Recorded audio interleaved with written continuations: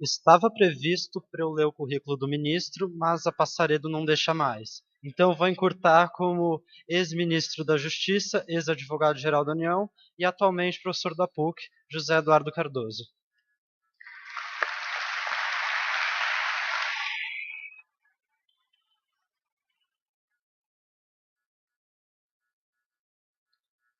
Bem, inicialmente, meu boa noite a todos e a todas. Eu quero saudar e agradecer o honroso convite feito pelo grupo Caminhos para o Desenvolvimento, saudar o centro acadêmico, demais lideranças estudantis, senhores professores, a quem saúdo na pessoa do professor Gustavo Assede, a todos vocês e a todas vocês presentes. Inicialmente, um pedido de desculpas pelo atraso. Eu não tenho como uma das minhas melhores virtudes a pontualidade. É verdade. Só que dessa feita eu contei com uma colaboração muito forte da companhia aérea Passaredo, que me brindou com um atraso de quase 2 horas e meia a 3 horas no aeroporto. Então eu peço 1000 perdões a vocês em nome da companhia, porque dessa vez eu não tive culpa. E também agradecer vocês pelo tema que me foi designado, a crise da democracia. Eu não pretendo fazer hoje uma exposição, mas pretendo fazer uma socialização de angústias. Eu me considero hoje uma pessoa bastante angustiada com aquilo que eu tenho vivido, vivenciado e projetado para o futuro. Me lembro de um filósofo alemão chamado Martin Heidegger, que dizia que a angústia unificava o ser. Se realmente a angústia unifica o ser, eu sou um ser humano absolutamente unificado hoje, por tudo aquilo que vejo e por aquilo que tenho diante de mim. Um lado otimista, utópico, e um lado assustado com aquilo que vem acontecendo. E de onde vem esse susto? Esse susto vem da própria dimensão daquilo que está afirmado no artigo 1º da nossa Constituição Federal. A Constituição Federal afirma que o Brasil é um Estado democrático de direito. Essa não é uma palavra vazia, não é uma expressão vazia. É uma expressão que tem uma dimensão histórica, uma dimensão que reflete um passado e que projeta um dever ser futuro. É muito comum nós, quando estudamos direito, e é um vício que nós temos nas nossas academias, analisar o fenômeno jurídico como se ele fosse dissociado da história. Estudar a norma como se ela não tivesse nenhuma relação com os valores dominantes num certo momento ou com as relações de poder. Houve até no passado, no século XX, quem propusesse uma asepsia axiológica do fenômeno jurídico, como fez Hans Kelsen. E, portanto, se diz, não, o direito é uma coisa, a política é outra, direito e política não se confundem, e nada disso se confunde com a história. Isso não é verdade. O direito e a política são indissociáveis. Direito e poder não se separam. E nem direito e poder podem ser concebidos e ser objeto de reflexão fora da história.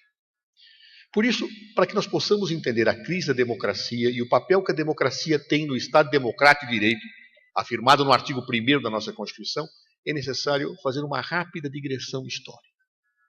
A começar de uma pergunta: por que as pessoas obedecem às ordens de outras? Seguramente, as pessoas podem obedecer a ordens de outras por vários fatores.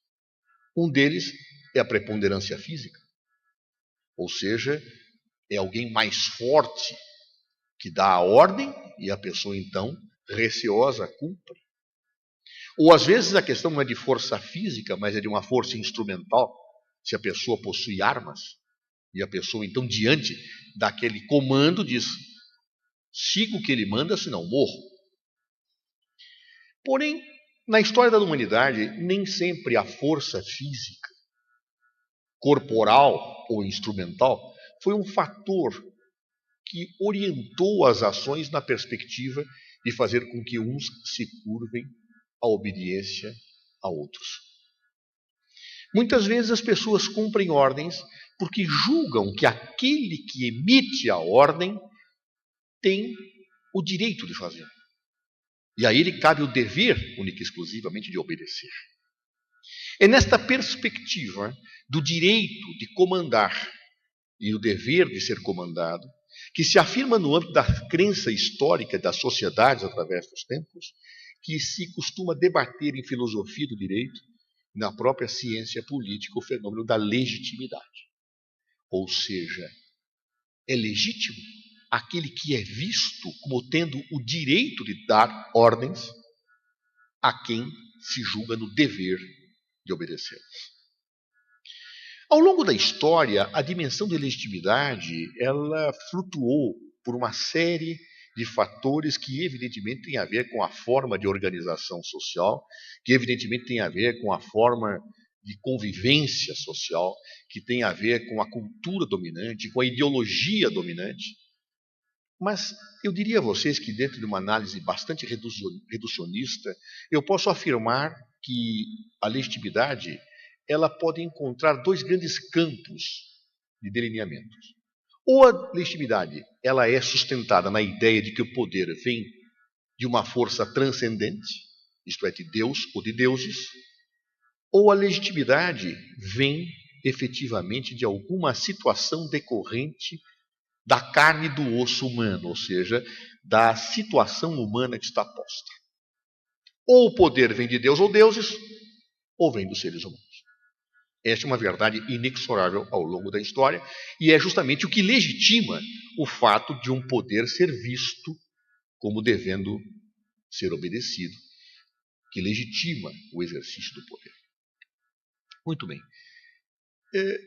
Durante muito tempo, a humanidade conviveu com a ideia de que o poder vinha de Deus ou de deuses. Assim aconteceu na Europa ocidental durante muito tempo.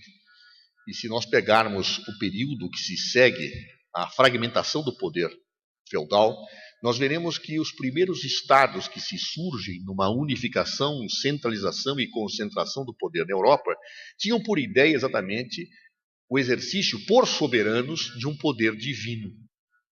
Não era à toa que a Igreja, através do Papa ou dos seus cardeais, coroavam os representantes do exercício do poder político, os monarcas do período.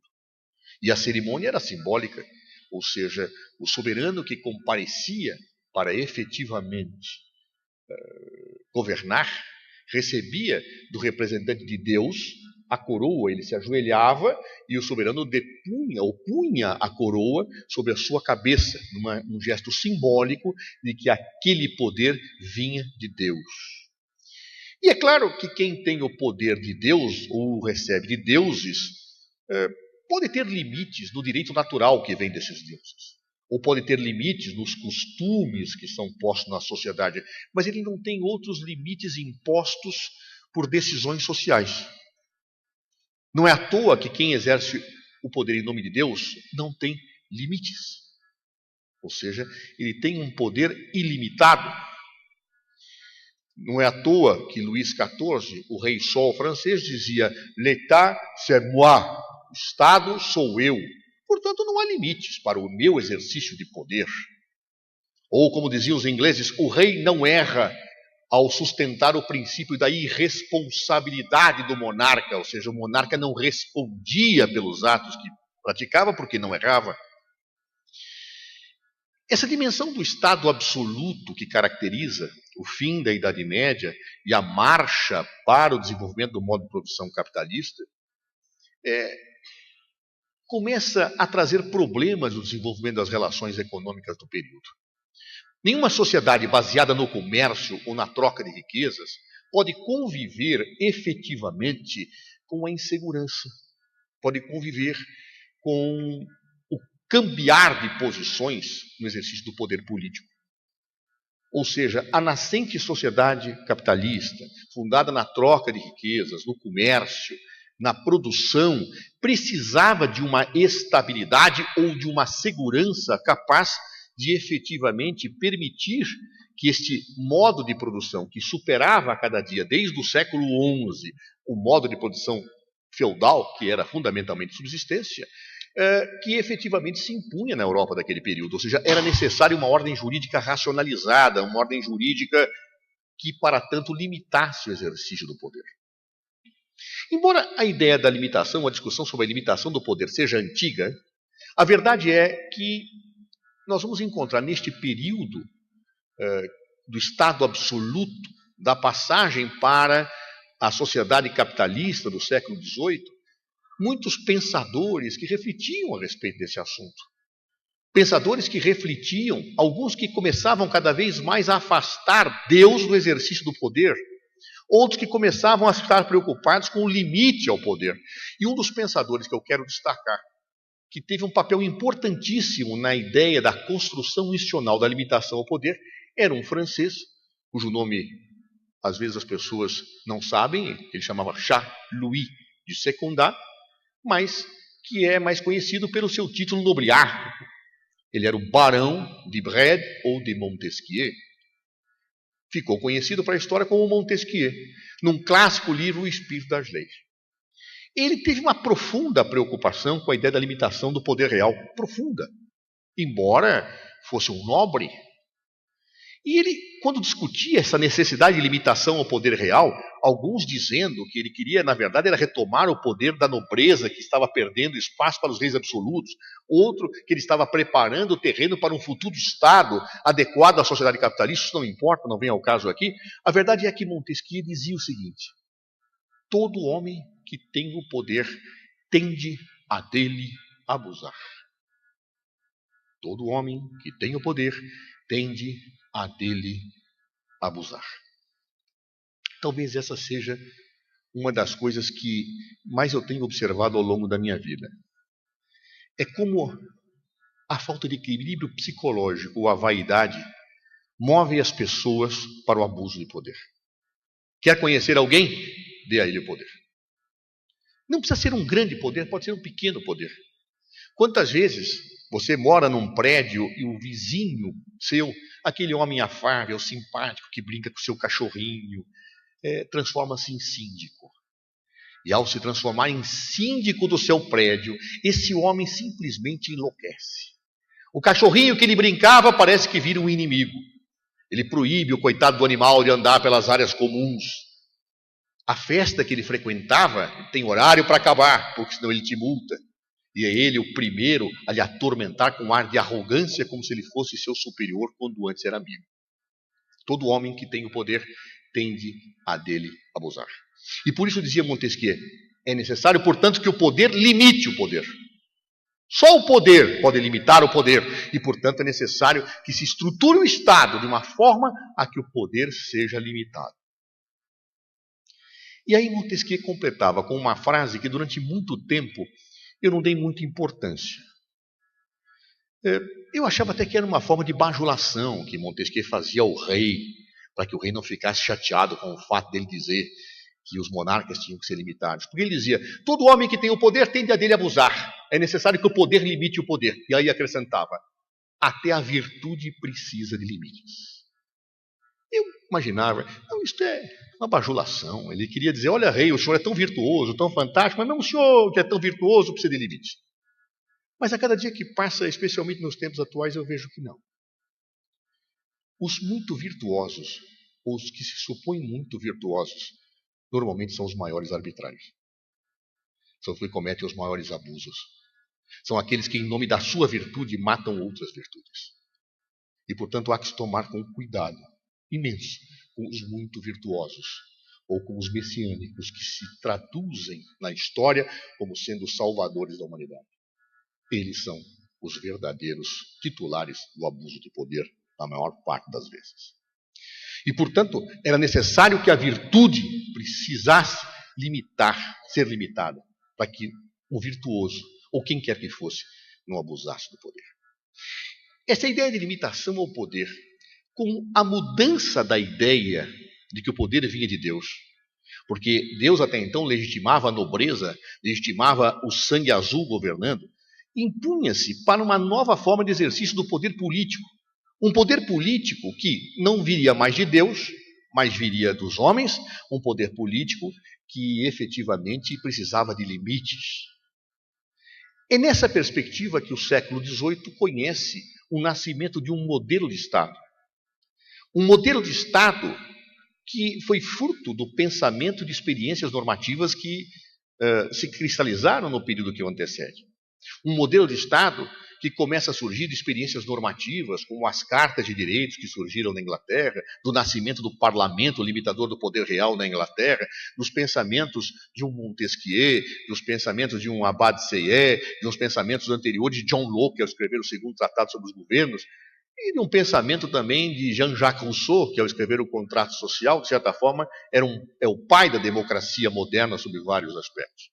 Mas todo esse pensamento de romper com a legitimação do poder divino, acrescido da limitação ao poder, faz surgir um novo modelo de Estado. Um modelo de Estado que surge na Inglaterra, chamado de Rule of Law. Alguns acham que a Rule of Law não é propriamente um Estado de Direito, mas um modelo de Estado que surge com a Constituição norte-americana, de 1787, e com as constituições francesas que se seguem à Revolução a partir de 1789.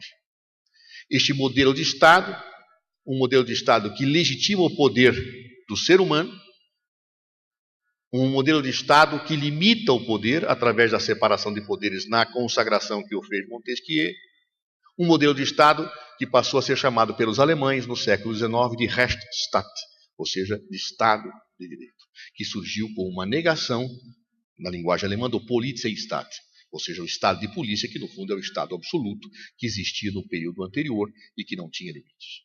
Muito bem. Nasceu o Estado de Direito. Um Estado cujo poder era legitimado por quê? Pelo homem. Me lembro que Napoleão Bonaparte tem uma cena fantástica que mostra a mudança da crença da legitimação do poder divino. Napoleão Bonaparte, para quem não sabe, adorava a história. Ele era um amante da história. E como todo homem que tem o poder tende a dele abusar, tudo indica que ele queria reproduzir os passos dos grandes imperadores do passado. Dizem que ele invadiu o Egito não por um objetivo militar, mas porque queria reproduzir Alexandre o Grande. E isso valeu com que ele abarrotasse Paris com todas aquelas peças que hoje estão no Louvre e que foram literalmente roubadas do Antigo Egito, ou do Egito. E Napoleão, portanto, depois que ele tinha o poder absoluto, resolveu, ele não podia tornar-se rei, mas falou, vou tornar imperador, como os antigos, queria andar com aquelas túnicas, com aquele galinho de louros, igual aos romanos. Né? Mas como é que ele fala, eu sou imperador? Como é que pode fazer uma coisa dessa? Ele fala, não, eu vou pedir a legitimação divina. E consta que escreveu uma carta ao Papa, dizendo, Papa, vou ser imperador, gostaria que o senhor viesse me coroar.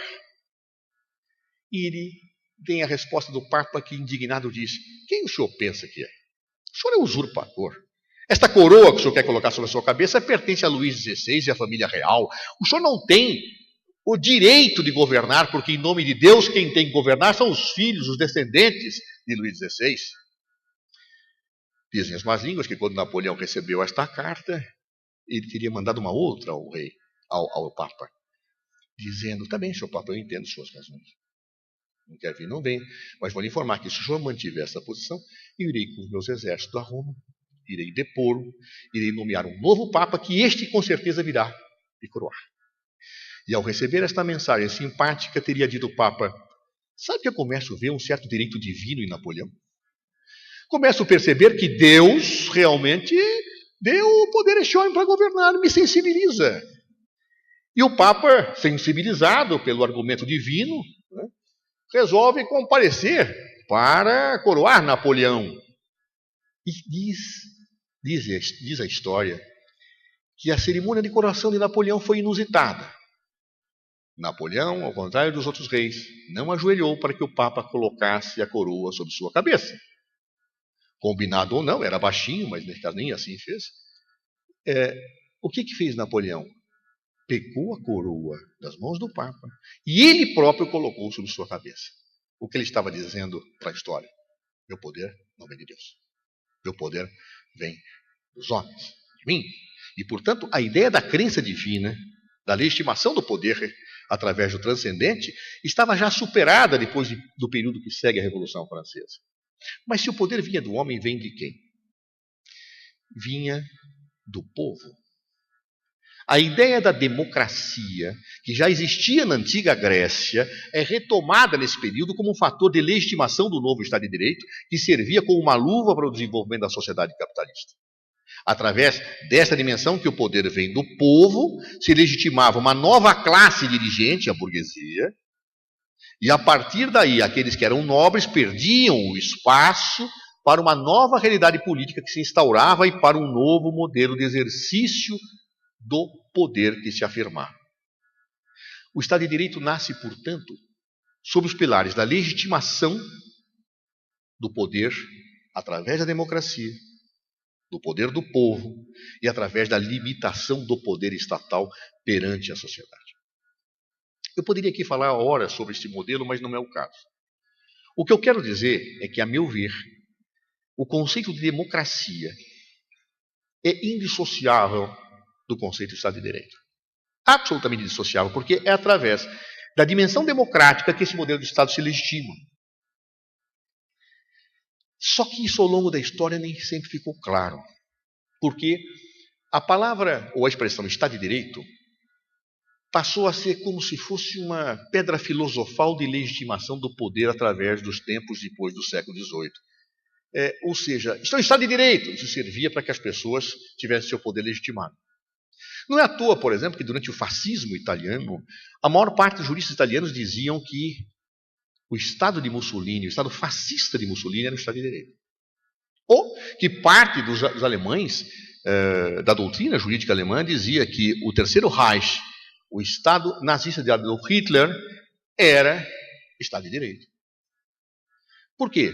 Porque tinha separação de poderes, tinha legalidade. Mas espera aí, mas a lei quem faz é o Führer, mano. O Führer encarna a voz do povo. Não precisa o povo. O Führer é o povo. Ou seja, se começou a esvaziar a ideia democrática do Estado de Direito de uma forma muito forte. Não que no início do Estado de Direito a democracia tivesse lá uma radicalidade. O voto censitário, ou seja, o voto apenas de alguns, era uma característica da democracia do Estado de Direito na origem. Só podia votar quem tinha grana e só ser eleito quem tinha mais grana ainda. Então, portanto, com isso se levava ao controle absoluto da burguesia e de quem tinha dinheiro em relação ao Estado. E o argumento era: quem é pobre não sabe votar, não tem condições de ter autonomia decisória. Então, pobre, ignorante e pobre, portanto, não vota. Quem tem que votar é o povo. Quem é o povo é o cidadão. Quem é o cidadão? Quem tem dinheiro. E quem pode ser eleito? Quem tem mais dinheiro ainda. Com o passar do tempo, a afirmação do sufrágio universal se colocou. As mulheres passaram a votar, não podiam votar antes, os pobres não podiam votar, começaram a votar, e a democracia foi então sendo ampliada, mas sempre ligada à expressão de legitimação do poder do Estado de Direito. Por isso, eu pessoalmente acho que a expressão Estado de Direito, repito, é indissociável da expressão democracia. Me perguntarão vocês, bom, e a expressão Estado Democrático de Direito, que está no artigo 1º da Constituição? Ouso afirmar, é pleonástica. Porque todo Estado de Direito é democrático. Só que houve tanta disputa ideológica em relação ao conceito de democracia e Estado de Direito, houve tanta afirmação de que o Estado de Direito não precisa ser democrático, que se resolveu construir a ideia de um Estado democrático de direito para não deixar dúvidas. Às vezes, é necessário dizer o óbvio. E o óbvio no direito nem sempre é tão óbvio quanto parece pela leitura dos conceitos. Então, eu não acho erro falar-se em Estado democrático de direito, do ponto de vista político-jurídico, porque quer-se deixar claro que o conteúdo daquela expressão é indissociável da democracia, para que ninguém tente tirar do conceito de Estado de Direito um elemento que lhe é peculiar. Mas, do ponto de vista acadêmico, acho que a expressão Estado Democrático de Direito chega a ser pleonástica, porque, repito, a meu ver, não existe Estado de Direito sem democracia. Muito bem, por que eu estou falando tudo isso? Porque acho que nós hoje vivemos no Brasil uma grande crise. Mas às vezes nós temos a tendência de olhar as árvores e perder a dimensão da floresta. Esta crise que nós vivemos não é uma crise exclusivamente brasileira. Ela é uma crise mundial. É uma crise deste modelo de Estado. É que para nós brasileiros, para nosso azar e tristeza, aqui se potencializou e se radicalizou esta crise. O Brasil, em curto espaço de tempo, passou a se constituir como no grande laboratório mundial da crise do Estado de Direito. Tudo que está lá previsto em tese, ou em ingredientes, ou em indícios nos outros países, no Brasil ficou radicalizado. Ou seja, a nossa crise ficou maximizada por uma série de fatores que já eu menciono. Mas a crise é do modelo. Não percamos essa expressão. Eu também poderia falar horas sobre esta crise, mas eu quero falar de 3 pilares em que esta crise se afirma. O primeiro pilar diz respeito exatamente à crise da democracia representativa. A democracia representativa está em crise aqui e no mundo. Façam uma experiência, peguem um táxi, viajem para qualquer país do mundo e ao estarem nesse táxi, perguntem ao motorista em outro país: o que o senhor acha dos seus políticos? A resposta é: canalhas, ladrões, bandidos, safados, quando o motorista for bem educado. Ora, considerando que políticos não nascem em árvores, né, pelo menos me parece que não nascem, e na democracia são escolhidos, por que aquelas pessoas que escolhem os políticos, no momento da posse, já ficam distantes deles? Por que os consideram canalhas se os elegeram? Essa é uma pergunta inquietante. Eu ousaria dizer que depois, no século XX, em que os meios de comunicação se desenvolvem, a tal ponto que temos hoje a web, que leva em tempo real as informações, o distanciamento entre representante e representado ficou imenso. Há um abismo entre representante e representado. Ou seja, eu elejo uma pessoa e já na primeira votação eu sei quando ele vai votar, o que ele vai votar e o que eu quero que ele vote. E ele não vota. Ele não faz. Isso no passado não existia. Você elegia um deputado e nem sabia as leis que ele aprovava. Os meios de comunicação não levavam a informação com a velocidade que está colocada. Então, obviamente, as pessoas não se sentem representadas porque o representante não faz aquilo que ela quer no momento em que ele age. E será impossível, numa sociedade heterogênea, esse representante atender a todos. Logo, esse distanciamento entre representante e representado leva a uma crise sistêmica, uma crise perversa da democracia representativa. Eu me lembro que eu era ministro da Justiça em 2013, quando nós tivemos aquelas grandes manifestações. E eu me lembro particularmente de uma em Brasília, em que nós tínhamos 1 milhão de pessoas na esplanada, o Itamaraty, prédio que estava de frente do Ministério da Justiça, e que observava tudo pela janela, começou a ser depredado. A Força Nacional de Segurança protegendo o Ministério da Justiça. E os deputados e senadores me ligando: Cardoso, estão invadindo o Congresso, vão nos matar. E como a segurança era feita, e é feita em Brasília, pelo secretário de Segurança Pública do Distrito Federal, eu ligava para o secretário, alguma coisa tem que ser feita, estão invadindo o Congresso. Ele falava: ministro, não sei o que fazer. Porque nós temos um protocolo. O protocolo é colocar a tropa de choque pronta para impedir uma invasão ou a violência e abrir uma negociação imediata com os líderes a partir das reivindicações feitas. Mas, ministro, eu não sei quem são os líderes e nem sei qual é a pauta. O que eu negocio para parar com isso aqui? Eu não sei. E, de fato, eu saía na janela e via as bandeiras. Mais verbas para a educação. Pelo congelamento das tarifas de ônibus. Mais verbas para a educação. Fim do exame da OAB. Sabe, qual é a pauta que eu tenho que negociar aqui? Ou seja, que diabo era aquilo? Só havia uma explicação para aquilo. As pessoas estavam lá, levantando bandeiras diferentes, com as quais não tinham conversado, sem líderes, por uma razão simples. Elas não confiam mais nos seus representantes. Elas não confiam mais naqueles que elegeram. Já a partir do momento da sua posse, aquele que representa o cidadão já não mais o representa. E este fosso é brutal. E existe no mundo. Agravado ainda mais por uma característica que nós não podemos perder de dimensão. As características do próprio parlamento. Uma das características do Estado de Direito é a ideia do princípio da legalidade. A lei, votada pelos representantes do povo, é uma expressão da vontade democrática de quem tem a soberania, que é o povo. Muito bem, o povo tem a soberania e a lei é a sua expressão. Por isso ninguém pode fazer ou deixar de fazer alguma coisa a não ser em virtude de lei. Só que lei demora para ser feita. Por quê? Porque são órgãos colegiados, em que a discussão, a formação de maioria nem sempre é simples. E se reconhece, fruto da própria expressão democrática, que a minoria tem direito de obstruir a vontade da maioria para tentar mostrar à maioria que está errada e fazer mudar de convicção. O direito à obstrução parlamentar é uma regra do jogo democrático. Por isso, as leis demoram para ser feitas. E tem que demorar mesmo. Porque lei não é salsicha, não é fábrica de produção. Embora Otto von Bismarck dissesse que se o povo soubesse como são feitas as salsichas e as leis, não comeria as primeiras e não acreditaria nas segundas. Mas a verdade é que lei não é salsicha para produzir em série. Tem que ser pensada, meditada. E a nossa sociedade não pensa assim. A nossa sociedade acha que a lei é a resposta para tudo. Tem um problema? Faz uma lei nova. Tem um outro problema? Faz uma lei nova. Às vezes o excesso de leis é o problema. Basta aplicar bem a lei que já está posta. Mas uma lei nova é sempre algo virtuoso, pensa a sociedade. Isso chega a tal ponto que o próprio índice de avaliação parlamentar tem a ver com as leis aprovadas por um parlamentar. O bom parlamentar é aquele que aprova muitas leis.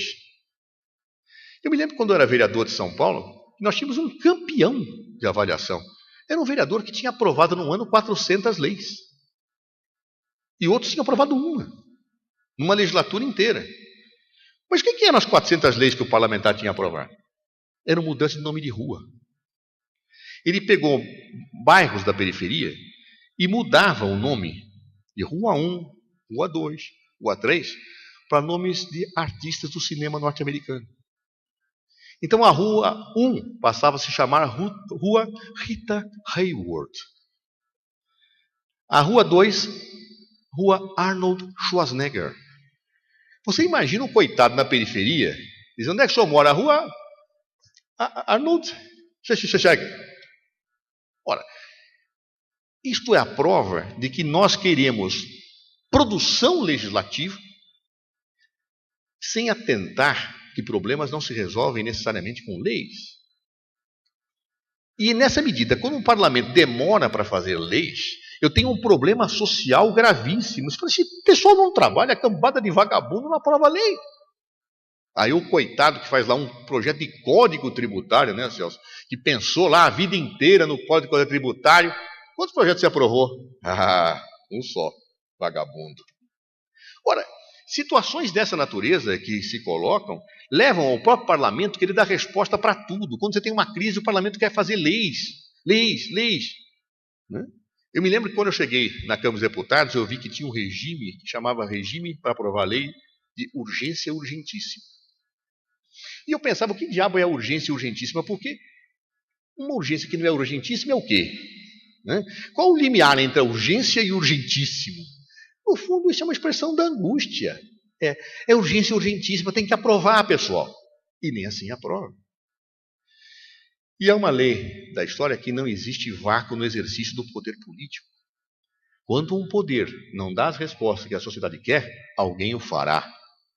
E o parlamento, nos tempos atuais, por melhor que seja a legislatura e melhor seja a intenção dos seus membros, não consegue dar resposta à velocidade dos nossos tempos.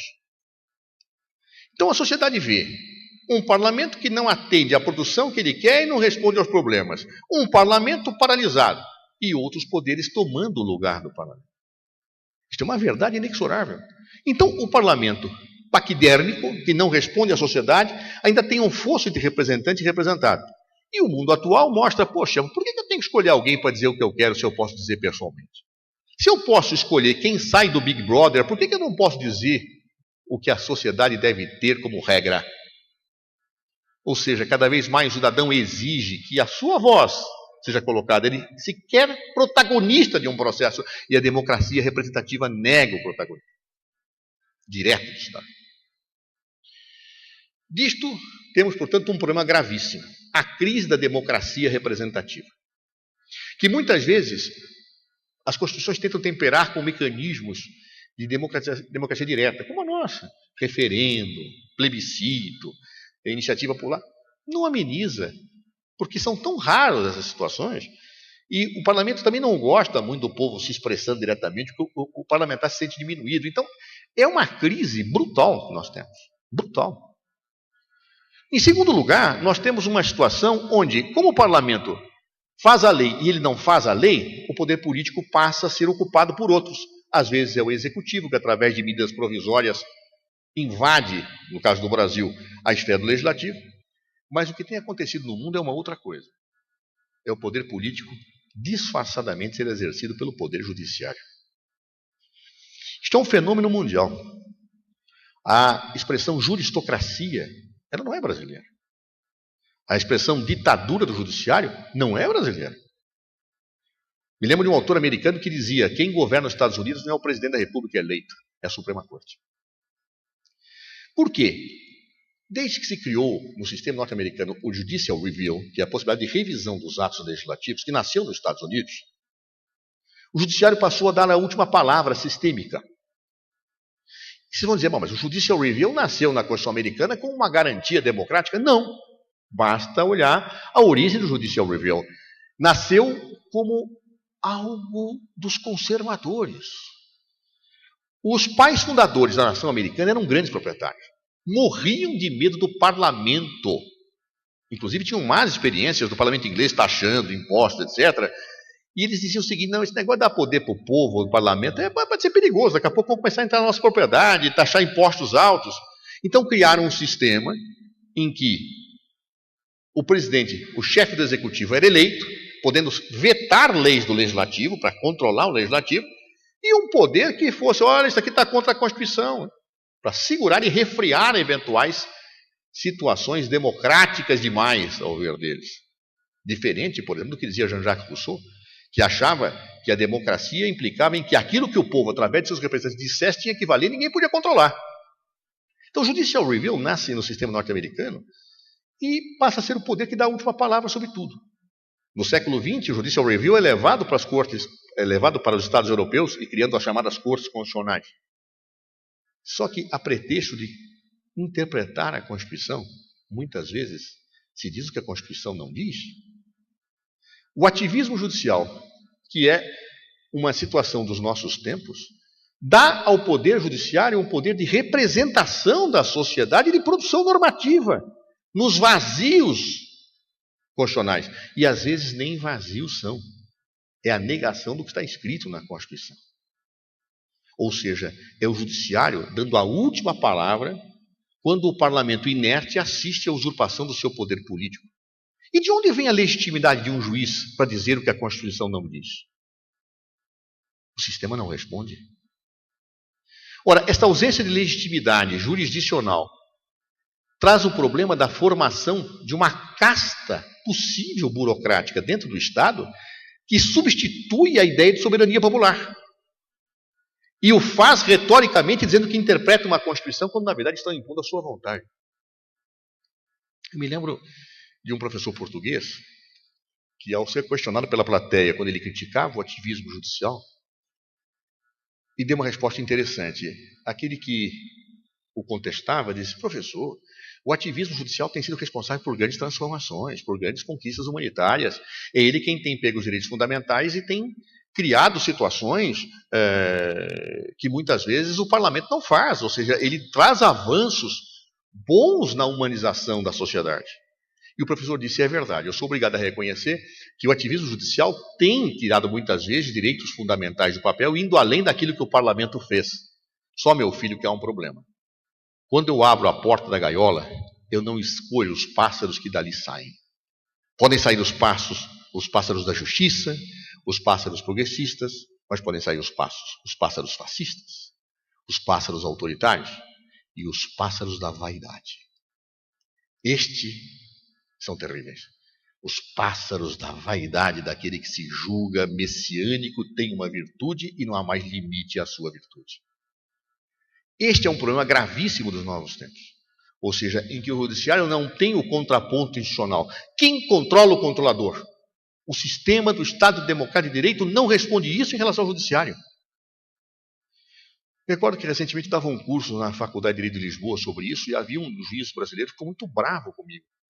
né? Quando eu fiz essa observação, que não é, juízes são seres humanos, acertam e erram, são bons e são maus, como os políticos, como todos. Eu não estou fazendo uma crítica individualizada, e muitas vezes o ativismo judicial vai na linha do que eu penso, mas a minha questão é sistêmica. E ele dizia, o senhor está sendo injusto com o judiciário, porque o judiciário é um poder que se autocontrola, porque quando um juiz erra, o tribunal revê. Eu falo, o problema é que a premissa do Estado de Direito não é o autocontrole, é o controle pelo outro. Até porque se a Suprema Corte erra, quem controla?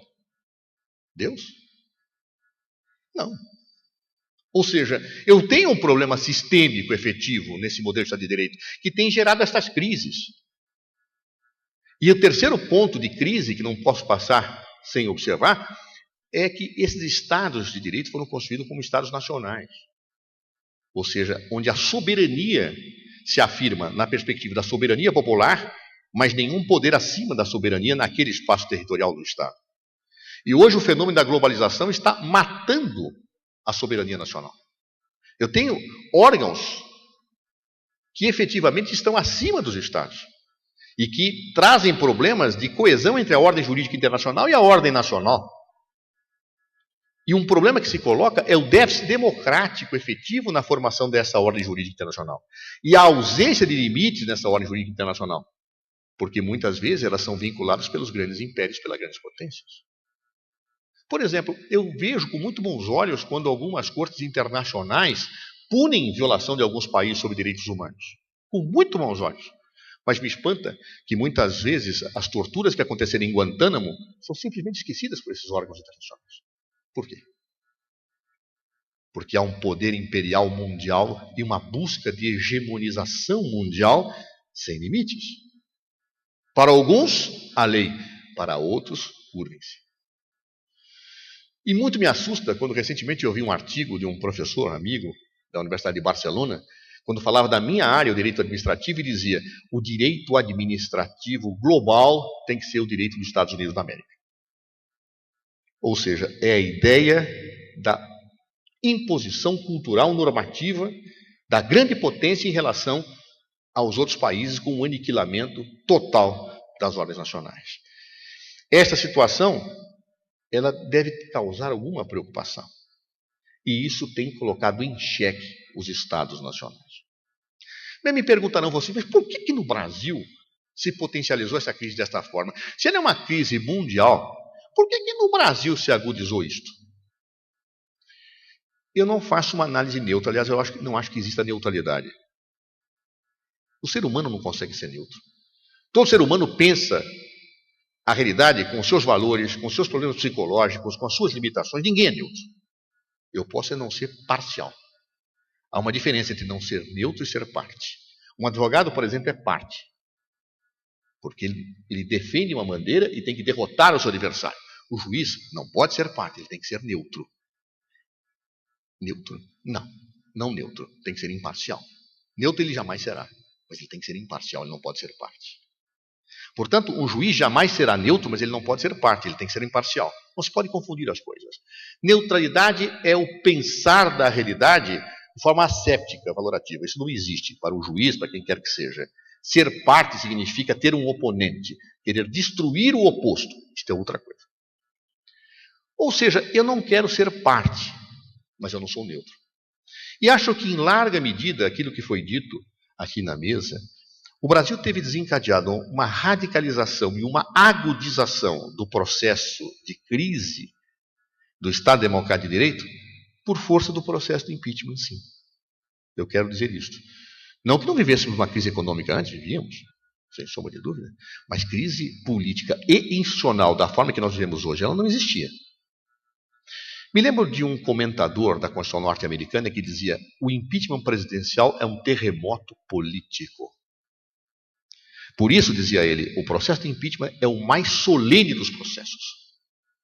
É aquele que deve ser tomado e feito com muito cuidado. E os crimes que podem legitimar um processo de impeachment são aqueles crimes hediondos que tornam insustentável perante a sociedade a permanência de um imoral governante. Ou seja, o crime de responsabilidade tem que ser algo fortíssimo e captado por todos. Esta é a teoria da Constituição americana que está na base do presidencialismo. Todos nós sabemos que há uma diferença entre o presidencialismo e o parlamentarismo. No presidencialismo, o chefe de Estado é o chefe de governo, e, portanto, o chefe de Estado só pode ser removido diante de crimes gravíssimos. Na Constituição americana, são 3 as situações que geram o impeachment presidencial: suborno, traição e aquilo que os norte-americanos chamam de high crimes and misdemeanors, ou seja, grandes crimes e grandes contravenções. Não é qualquer crime, grandes crimes. Diferente do parlamentarismo, em que o chefe de Estado não é o chefe de governo, e o chefe de governo só governa se tem maioria. Se não tem maioria, perdeu a maioria, caiu o governo. Não precisa ter fato, não precisa ter crime, não tem nada. A moção de censura derrubou, por razões de conveniência política. Pronto. Só que quando você tem o presidencialismo, você tem que respeitar as regras do jogo, porque se você não respeita as regras do jogo, a institucionalidade fica completamente atabalhoada. O que eu ousaria dizer é que no Brasil, por uma série de razões que não vem aqui ao caso, houve um impeachment presidencial sem a ocorrência do crime de responsabilidade, sem delitos que sequer a sociedade compreendesse, sem fatos que as pessoas se perguntar, ninguém sabe explicar praticamente o que levou ao impeachment de Dilma Rousseff. E alguns dirão o conjunto da obra. Muito bem, o conjunto da obra se resolve na urna, e não com fatos ilícitos, concretos, determinados, que repugnem a sociedade. Essa situação gerou um terremoto que não para. Porque quando eu utilizei, depois até quiseram me punir, quando usei a palavra golpe, na defesa de Dilma Rousseff, de impeachment, eu não acho que eu usei uma palavra indevida, embora alguns questionem. A palavra golpe de Estado surge na França, coup d'état, e surge quando um príncipe mudava as relações de poder fora das regras do jogo para se manter no poder. Ou seja, a expressão coup d'état, ela nasce num primeiro sentido, no sentido não era pejorativo.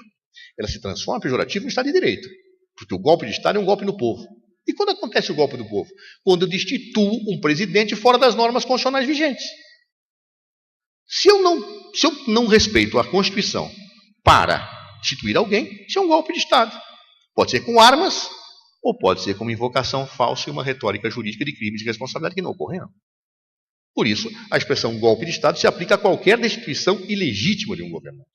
E eu acho que no Brasil houve sim um golpe de Estado. Um golpe de Estado parlamentar, porque não havia crime de responsabilidade. Existe um pensador, um professor argentino, que escreveu um livro em 2007, Impeachment Presidencial e Instabilidade Política na América Latina. Chama Pérez Liñán. Claro? E Pérez Liñán, em 2007, dizia o seguinte: depois que tivemos as ditaduras militares e os golpes de Estado na América Latina, saíram de moda os golpes militares.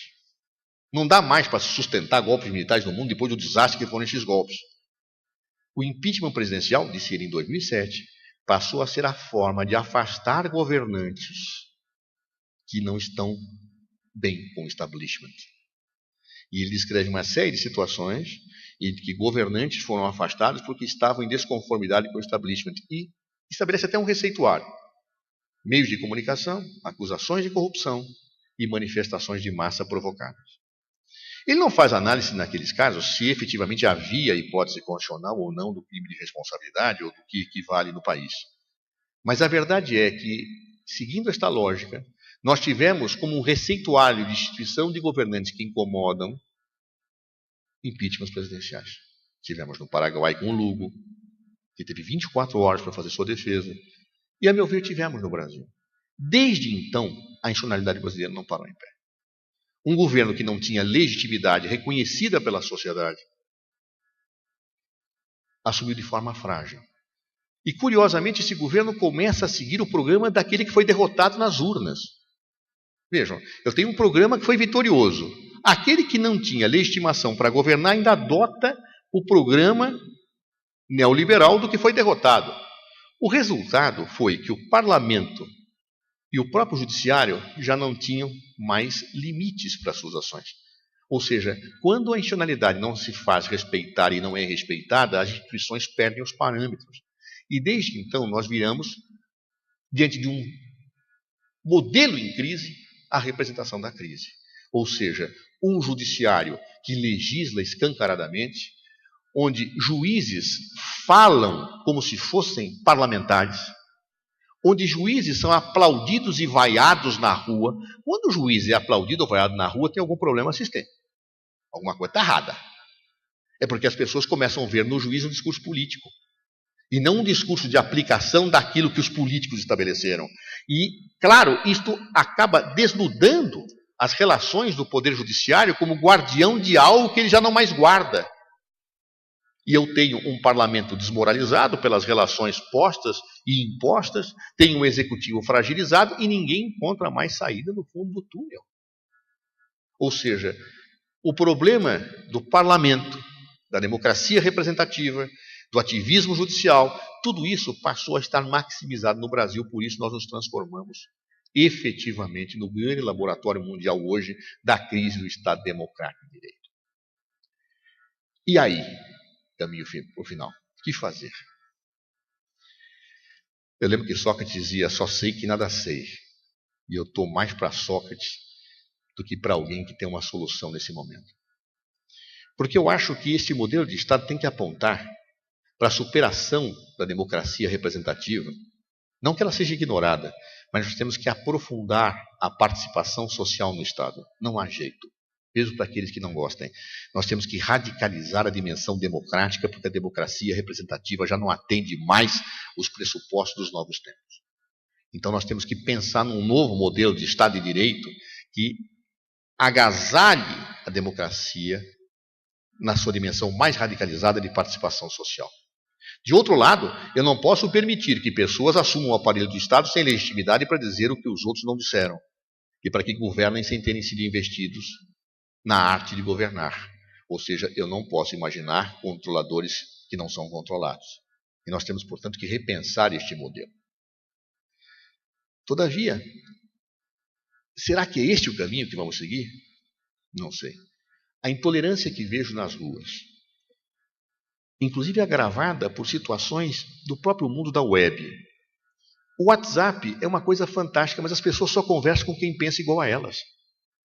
Isso faz com que as pessoas fiquem sectárias, fiquem intolerantes. As pessoas não ouvem mais.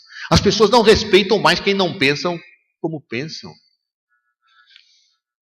Recentemente eu li um livro que me deixou assustado. Eu não entendo nada de neurologia, absolutamente nada. Mas esse autor era tão claro que até eu entendi o que ele queria dizer. Ele dizia o seguinte, que o cérebro humano é plástico, porque nós ativamos ou desativamos os nossos circuitos neuronais de acordo com os estímulos que temos. E que, dizia ele, por exemplo, na época que se descobriu a escrita, o homem ativou certos circuitos neuronais e desativou outros. Ele ativou, por exemplo, certos circuitos da criatividade, da evolução, da comunicação, mas desativou os circuitos da memória. Porque eu não precisava mais guardar na memória as coisas, eu podia escrever. Né? Isso a gente vê atualmente. Se você pega para um garoto de 7, 8 anos e pergunta quanto é 3 vezes 8, ele não sabe responder. Por quê? Porque ele tem a máquina de calcular. Ele não precisa guardar no cérebro aquilo que nós, na minha idade, guardávamos.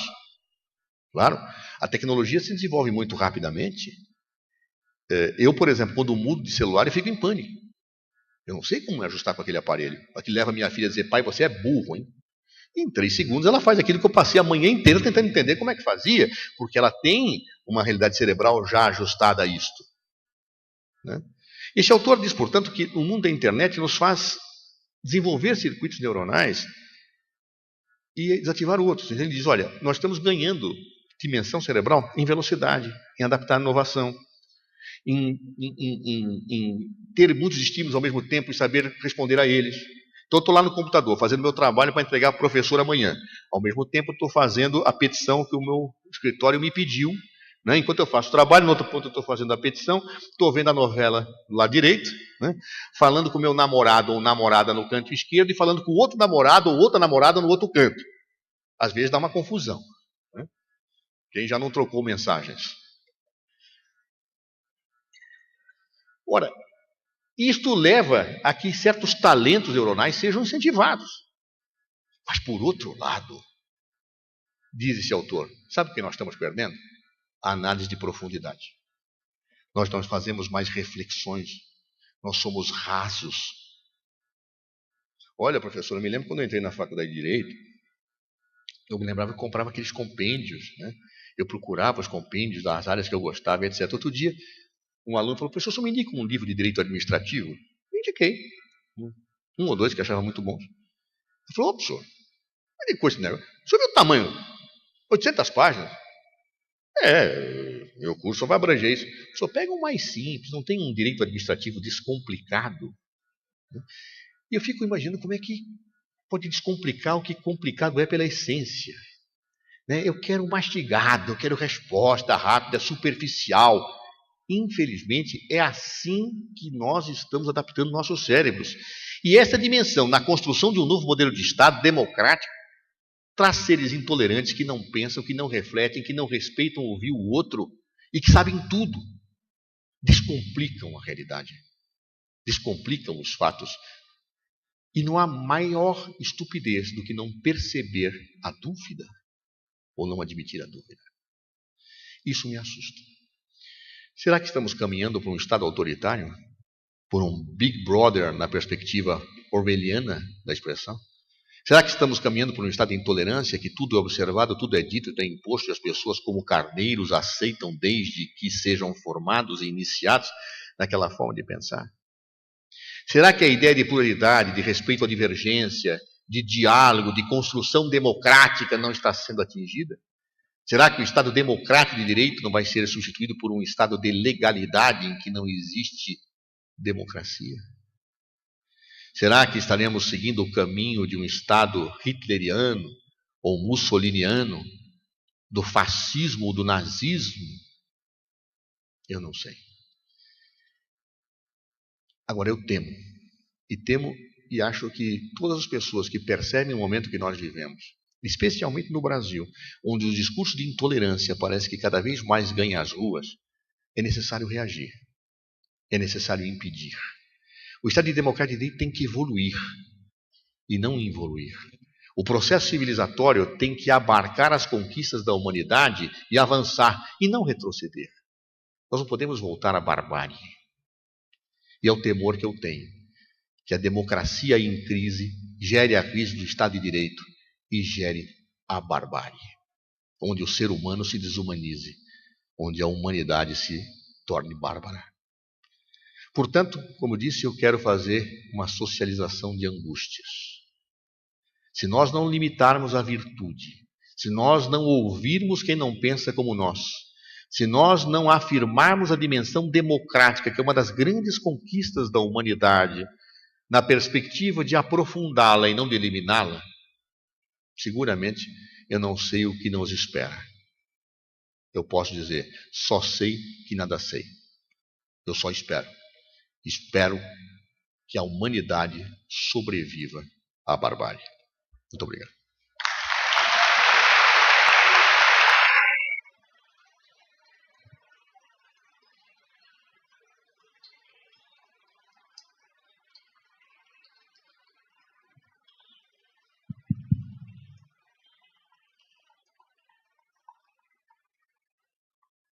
Parabéns, ministro, pela brilhante exposição, pela palestra. E um comentário apenas, né? Se fosse julgado pela Constituição norte-americana, o presidente Michel Temer teria os 3 requisitos para sofrer um impeachment. Né? Fora Temer!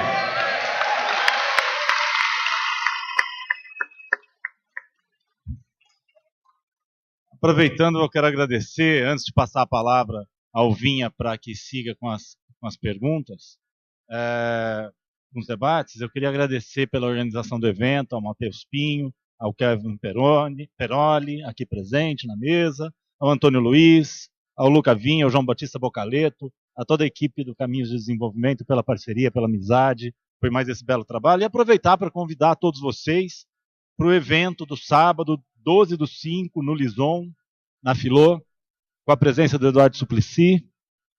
É um evento patrocinado, mais uma vez, pelo Caminhos do Desenvolvimento, pelo DCE e pelo CAF, o CA da Filô. Vinha.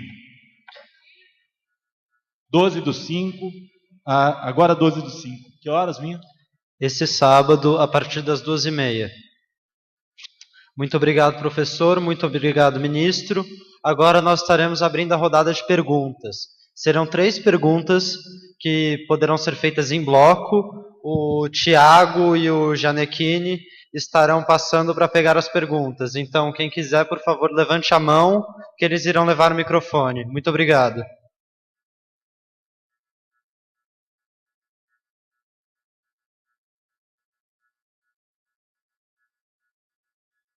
Alô?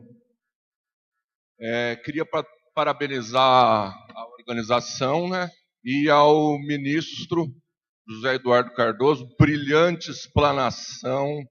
Está de parabéns, ministro. Muito obrigado. E a minha questão, bom, queria falar um monte de coisa, mas como a palestra é sua e não minha, né, eu vou me ater a pergunta somente, lógico. Bem objetiva. Enquanto o senhor esteve como ministro da Justiça no governo Dilma, houve uma crítica de setores da esquerda de que vocês foram muito republicanos, com principalmente a Polícia Federal, Ministério Público, mas mais com a Polícia Federal, que estava na alçada do Ministério da Justiça. Eu sempre escuto isso, como eu gosto muito do senhor, eu fico pensando, não, é uma crítica maldosa essa, mas que haveria alguma possibilidade de resistir a essa arbitrariedade que a Polícia Federal começou a praticar com a Lava Jato, que é uma instituição importante, tudo, mas é lógico que há abusos e há uma perseguição ao Partido dos Trabalhadores, sem dúvida. Então, esse é um ponto, se havia como não ser republicano ou ser de uma forma mais... tentar impedir um pouco essa arbitrariedade. Outra questão é de um amigo meu, advogado, ele sempre me disse, defendia a tese de que, como o Luiz Fernando, meu grande amigo, que não está aqui hoje, mas eu faço essa pergunta, o que o senhor acha disso? Como todo poder emana do povo, o legislativo é eleito, o executivo é eleito, e o judiciário, que está ditando as regras aí no Brasil, não é eleito. Então ele não é um poder, porque o poder emana do povo e não há nenhuma legitimidade nesse poder. Então, para que ele seja um poder, ele deve se submeter às eleições. E ele sugere que os juízes, é claro que não é qualquer um que pode ser eleito juiz, ele deve ter um conhecimento jurídico, lógico, notável saber jurídico, reputação ilibada, ter uma experiência de talvez 10 anos na área e um mandato limitado de 4 ou 8 anos, sem direito à reeleição, porque senão ele começa a fazer demagogia nas suas decisões. Queria saber o que o senhor acha disso, se o poder judiciário, da forma como está hoje, é um poder ou não, e se ele for eleito, ele passaria a ter legitimidade. São essas questões. Muito obrigado.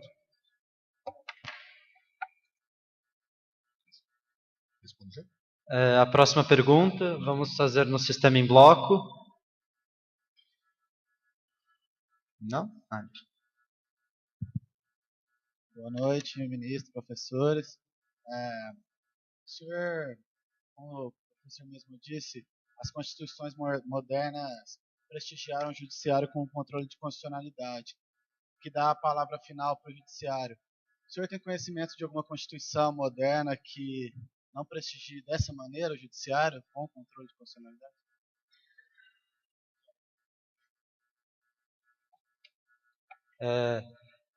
Nós iremos realizar mais 2 perguntas, porque temos tempo, então se todo mundo se ater ao tempo na hora da pergunta, vai dar para chegar a 5 perguntas ao invés de apenas 3.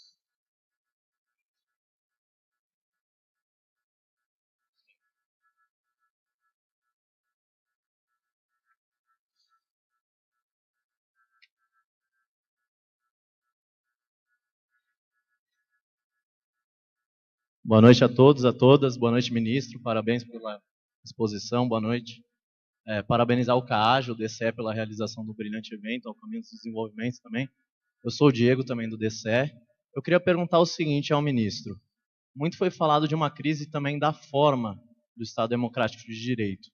E o senhor comentou que no Brasil essa crise ainda é mais profunda. Será que não tem a ver também com um pouco do conteúdo do que a gente está vivendo? Então, por exemplo, esse momento de retirada de direitos, não gera também mais descrença em relação à população diante do sistema democrático? Quais sejam a emenda constitucional 95, a reforma trabalhista, enfim, essa política econômica neoliberal. E como é que a gente pode fazer, então, para retomar um processo de desenvolvimento econômico no Brasil, que eu acho que ele, por si só, já retomaria também um pouco da crença, da fé da população no seu Estado democrático de direito. Era por aí a questão. Posso fazer uma segunda? Como que a universidade pública também ela pode contribuir para esse processo de repensar a democracia e retomada da democracia em sua plenitude no Brasil e no mundo? Temos tempo para mais 2 perguntas. Alguém? Aqui. Boa noite. Como se deu o processo de negociação da prisão do Lula? Ali, a última pergunta. Boa noite. Acho que eu vou fazer uma pergunta que todo mundo está querendo saber. Como que o senhor vê as reais possibilidades dos últimos recursos da defesa do Lula? Muito obrigado. Com a palavra agora, ministro. Bom, vamos lá. Então, começando a primeira pergunta, que diz respeito à questão da crítica, eu até agradeço a pergunta, porque ela é muito positiva, do republicanismo em excesso. Eu, sinceramente, toda vez que me criticaram de eu ser um republicano excessivo, eu me senti lisonjeado. É a mesma coisa que alguém falasse, olha, você é bonito excessivamente. Pena que ninguém fala isso. Por que eu te digo isso? Em primeiro lugar, vamos pegar a Operação Lava Jato. Ela tem 2 lados que precisam ser compreendidos e analisados. A Lava Jato, em si, tem uma dimensão que eu chamaria de virtuosa, que é o combate à corrupção. É correto combater a corrupção. É correto. Eu sempre defendi isso na minha vida. Eu acho que a corrupção não é apenas uma dimensão moral que por si só já justificaria. Mas a corrupção é um elemento de agravamento da exclusão social.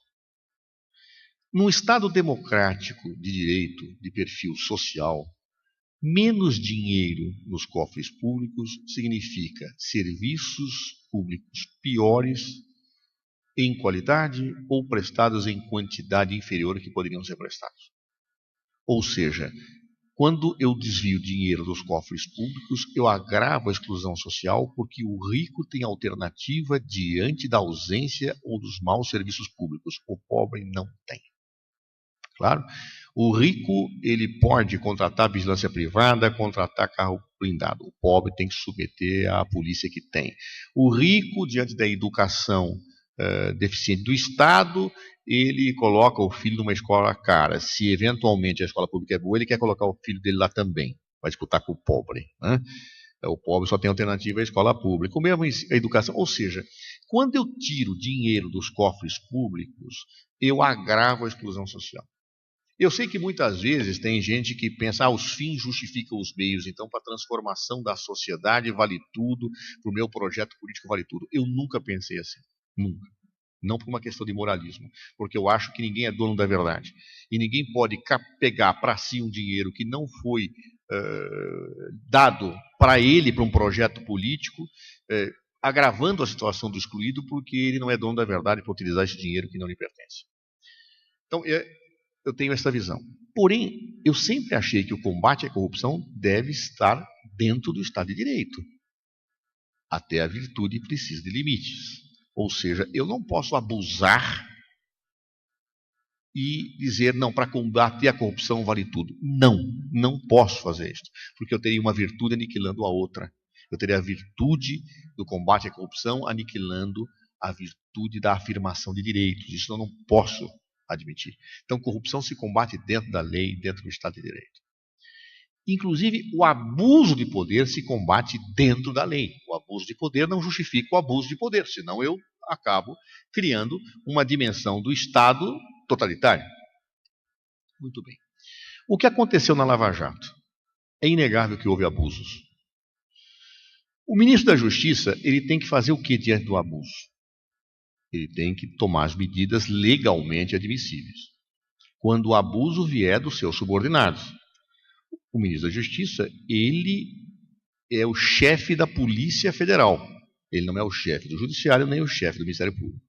Se um delegado de polícia faz uma busca e apreensão que o juiz autorizou, embora a imprensa dê Polícia Federal invade a casa de fulano, eu não posso punir o delegado que está cumprindo uma ordem judicial. Se eventualmente a ação da polícia é ação determinada por um juiz, que se represente no Conselho Nacional de Justiça contra o juiz, mas não em relação ao policial. Muitas vezes, na Lava Jato, se falava, a Polícia Federal prendeu, a Polícia Federal fez uma condução coercitiva. Ela é o executor, quem mandou foi o juiz. E o ministro da Justiça vai fazer o quê? Fala, não cumpra uma ordem do juiz. Você não pode reagir a um abuso do poder judicial com outro abuso, porque senão aí eu, obviamente, fujo das regras do Estado de Direito. Vamos pedir a revisão disso na Justiça. Então, não poucas vezes se falava, você está garantindo que a Polícia Federal pratique abuso. Ela está cumprindo ordem judicial, vamos questionar o juiz. Ponto 1. Ponto 2. Está tendo vazamentos seletivos para atingir certas pessoas. Houve sim, houve vazamentos seletivos. E todas as vezes que houve, eu mandei apurar, abrir inquérito. É muito difícil você saber quem que vazou uma informação, porque o jornalista tem a fonte garantida por imperativo constitucional. Então, quem que te deu essa informação? Não digo. Nós conseguimos uma vez pegar um vazamento, o delegado foi processado, porque ele tinha passado a informação por e-mail. Agora, digamos que a burrice não é uma lógica de quem vaza, né? Então ele não vai vazar por aí. Aquele realmente foi genial, né? Então pegou-se. Agora, quando não faz isso, como é que você pega? Mas não bastasse isso, muitos dos vazamentos seletivos, que às vezes a Polícia Federal era acusada, não eram vazamentos. Isto que é o pior. É porque o juiz Sérgio Moro ele levantou o sigilo das investigações, em algo que eu pessoalmente não concordo. Não que as investigações devam ser sigilosas, não é isso. Quando eu concluo, quando eu denuncio, aí sim. A própria lei de delação premiada, ela exige que apenas quando a denúncia é recebida que eu se divulgue. Só que isso passou a ser ignorado. E aí, como é que você faz? Quer dizer, eu levanto o sigilo, a luz do sol é o melhor detergente, só que aí você atinge reputações, insufla opinião pública e cria uma pressão punitiva que às vezes não encontra respaldo probatório, transformando a sociedade numa arena. E o que o ministro da Justiça faz se o juiz levantou o sigilo? Ele não tem o que fazer. Eu faço o que posso, né? Então, todas as ilegalidades que eu presenciei, eu mandei abrir inquéritos. Não, remova o delegado porque ele cumpriu a ordem judicial. Oh, meu Deus do céu, não vou remover o delegado porque cumpriu a ordem judicial, até porque se eu fosse arbitrar esse ponto, o próprio judiciário mandaria ele voltar. Então, no fundo, eu acho que não acho que é uma crítica mal intencionada, não, uma crítica ingênua, né? De pessoas que acham que você pode selecionar quem investiga, dando ordens para investigar um e não investigar outros. Bem, mas alguns não foram investigados, havia uma seletividade, eu também acho que havia. Só que eu pedia, se vocês acham que alguém não está sendo investigado, me deem fatos, me deem e representam que eu quero saber quem prevaricou. Só que isso não chegou, chegou uma vez só. Claro, uma bancada do Partido dos Trabalhadores representou, dizendo que numa delação premiada, um escândalo que atingia na delação a Petrobras antes do governo Lula não estava sendo investigado. Eu pedi para apurar. O que tinha acontecido? O juiz Sérgio Moro disse que aquilo não era competência dele, mandou para o Rio de Janeiro, e lá o juiz não tinha levantado o sigilo. O que eu posso fazer? Não vou dizer que a Polícia Federal não investigou, o juiz disse que não era competente naquele caso. Então, nós temos que entender as limitações institucionais, porque o que esperava que eu pura e simplesmente rasgasse a Constituição para combater o arbítrio, nós cairíamos na barbárie.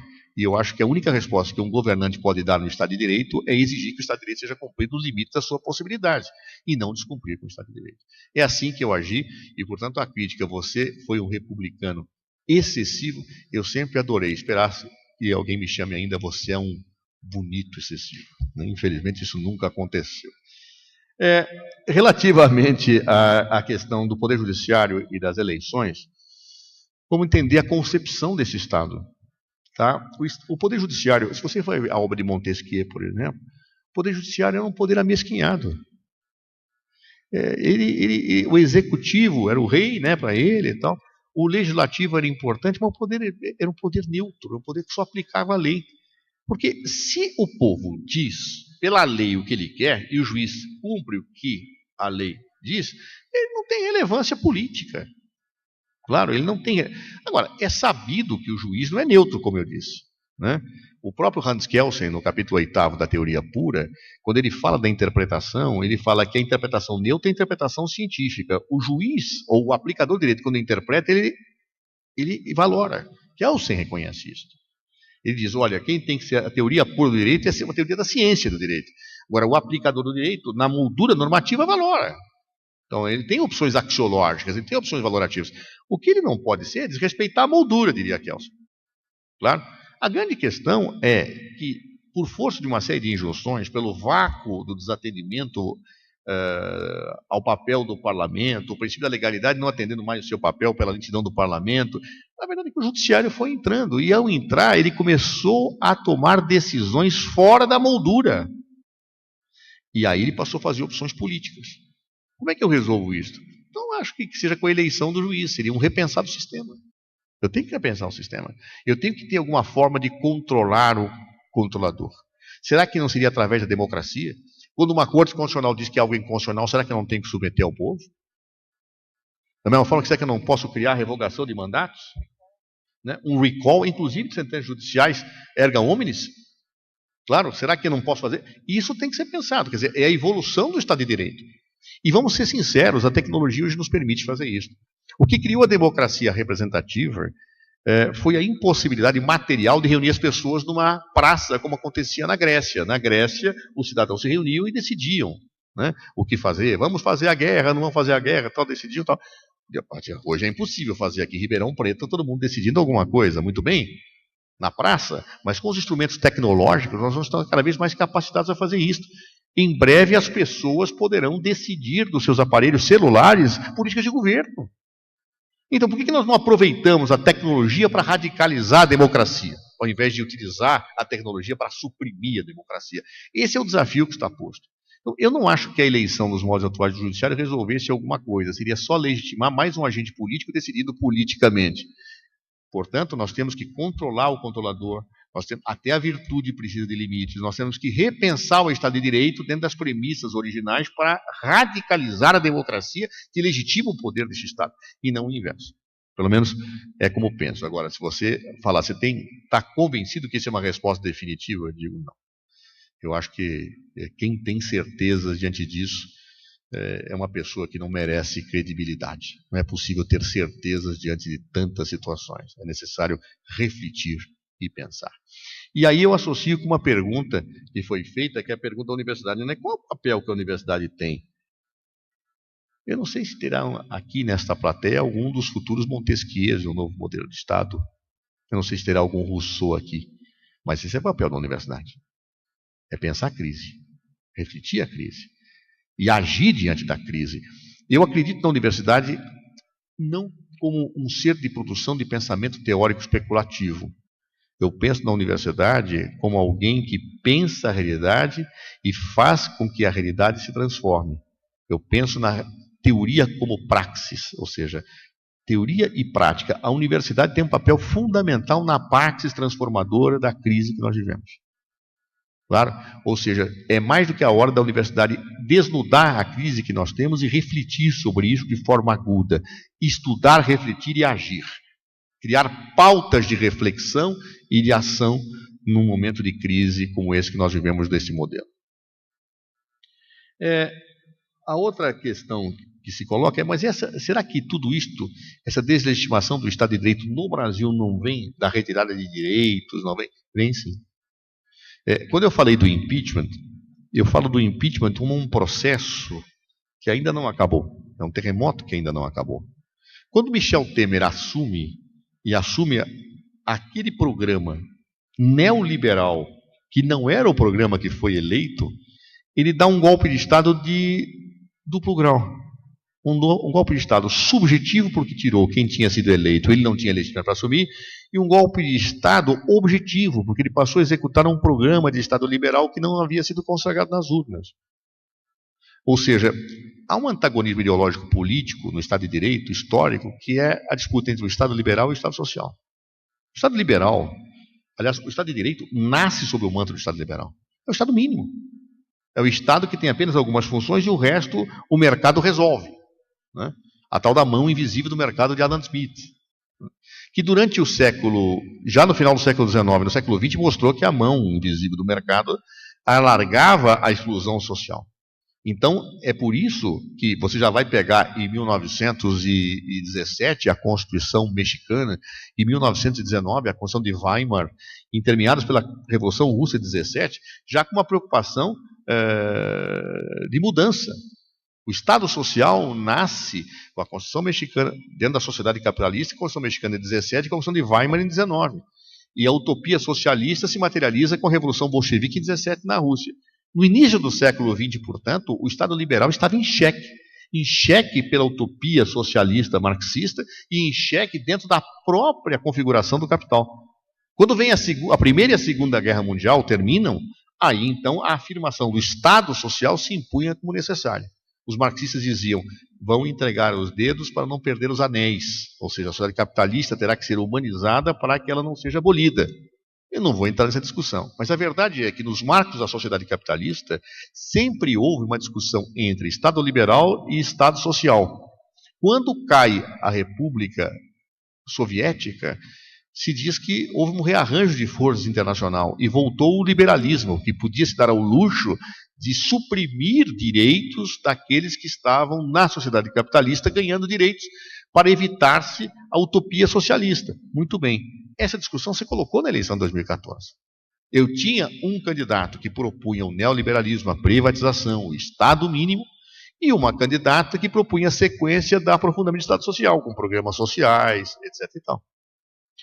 Ora, eu tenho um processo em que a meu ver, sem crime de responsabilidade, esta presidente cai, e aquele que era o vice, que foi eleito para ser vice, não para ser presidente, mas com base num programa que não era aquele que foi derrotado, assume o programa do derrotado.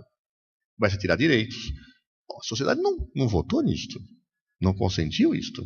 Então eu tenho sim um processo de terremoto político que se agudiza, claro, e em que as instituições não se colocam. Então eu começo, por exemplo, chegar a um ponto de um autoritarismo em que as pessoas são presas para fazerem delações, em que as pessoas são presas sem provas, mas por convicções. Claro, então isso é um processo perverso de negação do Estado de Direito que vem de um impeachment que não termina. Claro, então, portanto, é como eu vejo esse processo. Então, quando se pergunta, essa supressão de direitos não ajuda esta crise? Claro que ajuda, ela faz parte de um processo político que, a meu ver, ainda não acabou. E está longe de acabar, infelizmente. A outra questão que se coloca, a prisão do presidente Lula. Como é que foi a negociação? Veja. Eu tinha, inclusive, naquele dia, eu estava indo para a Espanha à noite, eu tinha um compromisso na Espanha, mas diante da gravidade do que eu vi, eu fui até o Instituto e fui um dos que participou da negociação. Claro, havia uma discussão que era entrega-se ou não se entrega. Claro, a grande questão era, isso me lembra um pouco a revolução da guerrilha em 68. Há certas coisas que você faz quando você tem condições sociais e políticas. Nunca se analisa uma bandeira se você não analisa a correlação de forças que estão postas. E naquele momento foi feita uma análise pelo próprio presidente Lula da correlação de forças do que acontecia.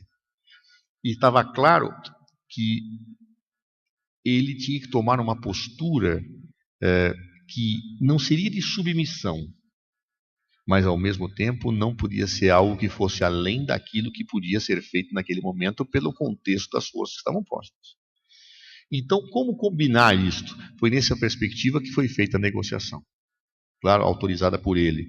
Uma negociação que passou por um diálogo, eu participei desse diálogo com o ministro Jungmann, que é o ministro hoje da Segurança Pública, com a Polícia Federal, em que se negociou que haveria uma missa, que para nós simbolicamente era muito importante que aquilo fosse feito, porque nós sabíamos que aquela missa seria transmitida e a população veria as razões e as colocações que haveriam ser feitas lá. Então houve todo um conjunto de negociação a partir de um pressuposto que não haveria. Qual a melhor forma de não se submeter sem que efetivamente nós fôssemos além do que aquilo que as nossas forças permitiam naquele momento. Foi assim. E toda a negociação foi diretamente decidida pelo presidente Lula. O início dela e o fim dela. Claro, isso posso afirmar com segurança. Então, havia pessoas que achavam que tínhamos que resistir até quarta-feira, até quinta-feira, até sexta-feira, mas combinaram com os russos. Né? Quer dizer, conseguirá manter-se isto? É assim, não é assim. Você analisa, se é com relação de força, toma-se as posturas que devem ser tomadas numa disputa política. E eu, pessoalmente, acho que a decisão do presidente foi muito sensata dentro do contexto que estava dado. Embora, respeito quem não ache isso. A defesa do presidente Lula. Eu já escrevi sobre a sentença, e procuro não agir com parcialidade, mas sem neutralidade, como eu disse. Embora eu acho que os juízes no processo do presidente Lula foram parciais, não que tenham deixado só de ser neutros, foram parciais. Porque a sentença condenatória, no caso do triplex, para quem lê as 200 páginas, ela é oca, absolutamente oca do ponto de vista probatório. Claro, é oca porque não existe provas da transferência da propriedade, nem do uso do bem, nem que o bem fosse dele. A própria empresa chega a apontar este imóvel como dela numa recuperação judicial para servir aos credores. O que existe é um delator, e nós sabemos que delação não é prova em si, delação é pauta de investigação. É muito frágil do ponto de vista probatório. Né? Na melhor das hipóteses, você poderia colocar a regra do indúbio pro réu, que é característica do penal. Mas no Brasil hoje não tem prevalecido muito, para certas pessoas, a regra do indúbio pro réu. Prevalece a regra do indúbio pau no réu. Claro? E aqui, neste caso, foi exatamente a inversão da regra do indúbio pro réu que se aplicou.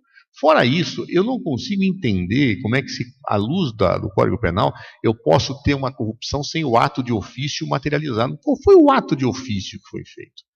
O que o presidente fez para receber o apartamento? Não fica claro aquilo. Mas ele nomeou os caras da Petrobras. Bem, mas... né? Ele nomeou, mas ele sabia, tem a prova que ele sabia? Não, mas eu não preciso de prova, basta a convicção. Sendo que todos os governos do Brasil nomeiam especificamente para ter maioria. Né? E nós sabemos que, às vezes, as forças políticas que pedem cargo nas câmaras municipais dos governos, às vezes podem ter más intenções, e você fica olhando para ver se consegue pegar alguma coisa. Ora, eu não posso condenar uma pessoa por ter nomeado alguém que delinquiu, sem que ele tenha sido beneficiário da delinquência. Mas ele recebeu o apartamento, mas não tem prova que ele recebeu, nem a prova de que ele montou. Bom, em síntese, essa sentença é um pântano, a meu ver. Claro, é um verdadeiro pântano que não justificaria uma condenação. Se não justifica uma condenação, em condições normais de ambiente e temperatura, ele deveria ter essa sentença revista. O que ainda chama a atenção é que, durante a instrução criminal dos processos contra o presidente Lula, tinham abusos flagrantes. Aquela divulgação daqueles áudios, um escândalo. Claro, eu era o advogado-geral da União, entrei com aquela reclamação que foi acolhida pelo Ministério da Zavascki. Se não tinha crime, tinha que utilizar a gravação. Se tinha crime, tinha que manter em sigilo e mandar para o Supremo. Ele não podia ter divulgado.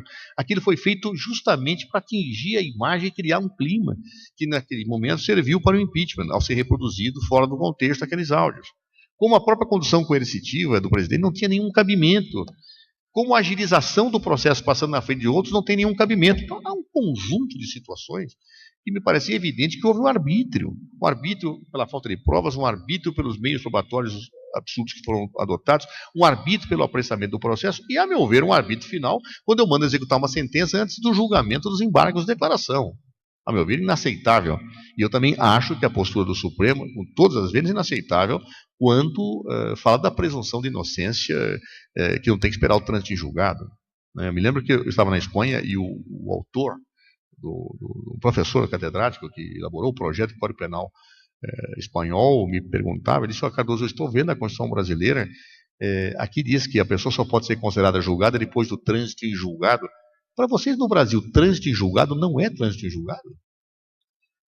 Não é esse? Ele fala assim, não é trânsito em julgado? Em julgado não é esse? Que é esse? Que interpreta aqui? O que quer dizer trânsito em julgado no Brasil? Francamente, professor, eu dirijo isso a quem defende o contrário, né? Quer dizer, não, mas me explica. Mas, que dizem que a explicação é que não pode esperar. Mas não pode esperar por quê? Não tem prisão cautelar? Tem, mas no caso de prisão cautelar, não. Em síntese, é difícil. Né? No mundo, ninguém entende direito. É óbvio que isso é um desrespeito à Constitucional. É óbvio que isso é um golpe que permanece projetando-se no tempo, é um arbítrio, é algo absolutamente inaceitável. O que esperar disso? Eu espero que saia, que se faça justiça.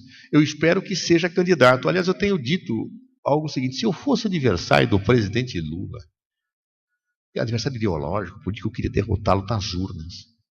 Porque se eu ganhar uma eleição e ele estiver fora, pairará uma mancha democrática sobre o futuro governo, seja ele qual for. Haverá sempre a dúvida: o Lula não seria assim. Então, se quero ganhar, eu não quero ganhar no tapetão, eu quero ganhar no campo.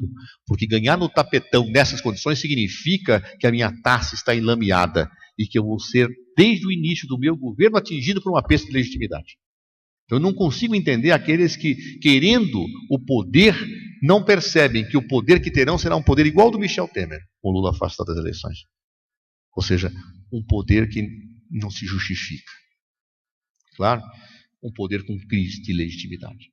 Uma eleição hoje, nesse contexto, é uma eleição que não resolve, talvez só agrave, né? Embora eu acho que ela é necessária.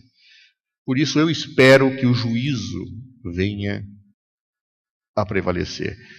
Eu tenho um livro de cabeceira que quem não leu, leia, é de uma autora norte-americana, uma historiadora, chama A Marcha da Insensatez. É uma autora que chama Barbara Tuchman. Barbara Tuchman, ela diz o seguinte, que na política, desde o início da civilização, há uma tendência inercial das pessoas serem insensatas. E ela define insensatez não aquilo que se avalia a posteriori, mas aquilo que se avalia no momento. Ou seja, eu tenho informação de que fazer isto é uma besteira. Os fatos me mostram, me indicam claramente e razoavelmente que eu vou fazer uma besteira e eu faço. Né? E ela dá vários exemplos históricos. Um deles é o cavalo de Troia, em que ela diz, veja só, vamos imaginar que não seja uma lenda, que seja verdade. O que leva, no meio de uma guerra, se parar, que o inimigo diz, eu quero te presentear, viu, meu adversário? Né? E você fala, olha, ele quer me presentear, ele quer reconhecer como eu sou bom. E consta que lá uma pitonisa diz, não faz isso é uma armação. Cara, não, deixa eu receber aquele, abre o portão, deixa eu colocar aquele cavalo imenso aqui dentro. O que leva um ser humano a receber, no meio de uma guerra, um presente esquisito daquele como adversário e não achar que tem nada esquisito, estranho nisso? Né? É a marcha da insensatez. O caso do presidente Lula em relação aos adversários políticos é a marcha da insensatez.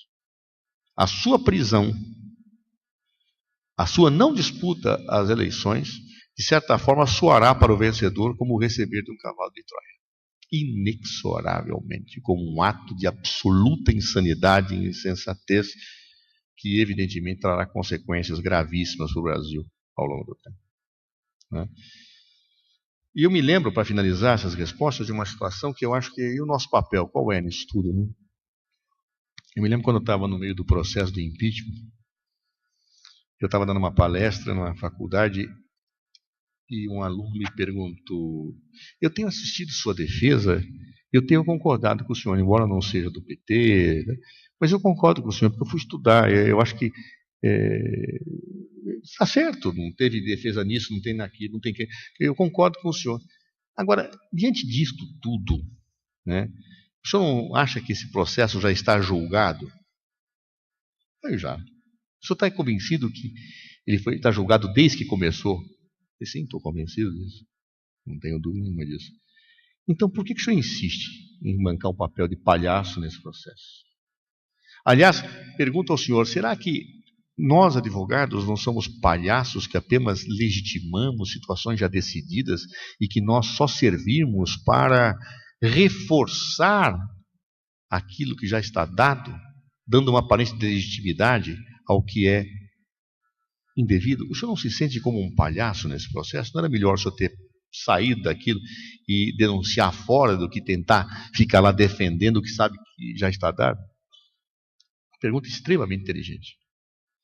E eu me lembrei de uma pergunta idêntica que foi feita numa palestra que eu não me lembro de quem era e não me lembro quem perguntou. Mas eu estava na faculdade, final da ditadura, em que um estudante perguntou para o professor, professor, você não acha que nós, advogados, nesses processos que tramitam na ditadura, na junta militar, na medida que já estão decididos, nós sabemos que as pessoas são condenadas, será que nós não somos palhaços? Será que o advogado, quando sabe que um processo tem esta dimensão, ele não é um elemento legitimador do arbítrio? Será que não é melhor deixar sem defesa? E esse professor, que eu não lembro quem é, deu uma resposta que me calou fundo, e foi a mesma resposta que eu dei para o rapaz que me fez aquela pergunta na palestra. Ele disse o seguinte: meu filho, de fato tem processos que você sabe que já estão decididos.